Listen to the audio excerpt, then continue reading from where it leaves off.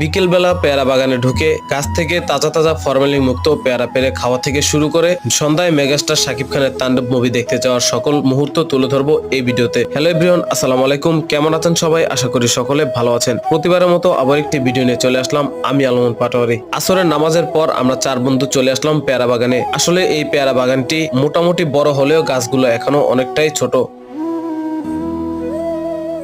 এখন আমি গাছ থেকে একটি পেয়ারা ছিঁড়ে খাবো, দেখবো এখন পর্যন্ত খাওয়ার উপযুক্ত হয়েছে কিনা।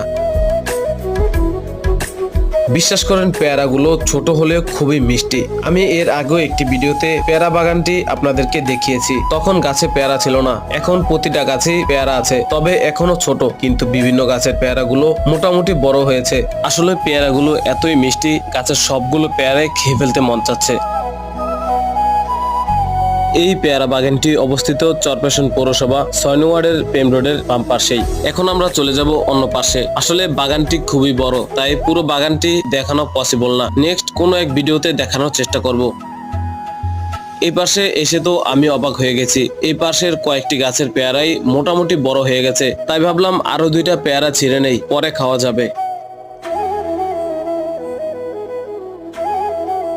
আল্লাহ তাআলার অশেষ রহমতে প্রতিটা গাছই পরিপূর্ণ পেয়ারা ধরেছে। এখন আমরা বাগান থেকে বের হয়ে যাব। বন্ধু হান্নান শখ করে বড় দেখে একটি পেয়ারা নিয়েছে, পরে দেখে তাও ভিতরে পচা। তো গাইস, আমরা এখন কিছুক্ষণ আমাদের এই এলাকার ভিতরে হেঁটে সন্ধ্যার পরে রওনা দিব সিনেমা হলের উদ্দেশ্যে।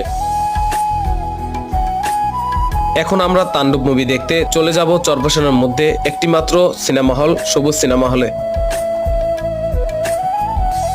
জাস্ট 7:30-এ মুভিটি শুরু হয়ে গেল। তো গাইস, আজকের ভিডিওটি এই পর্যন্তই। সকলে ভালো থাকবেন, সুস্থ থাকবেন। এরকম আরো ভিডিও পেতে ইউটিউব চ্যানেলটি সাবস্ক্রাইব করে পাশে থাকা বেল আইকনটি বাজিয়ে দিবেন এবং ফেসবুক পেজটি ফলো করে দিবেন। ভিডিওটি ভালো লাগলে লাইক, কমেন্ট, শেয়ার করতে ভুলবেন না।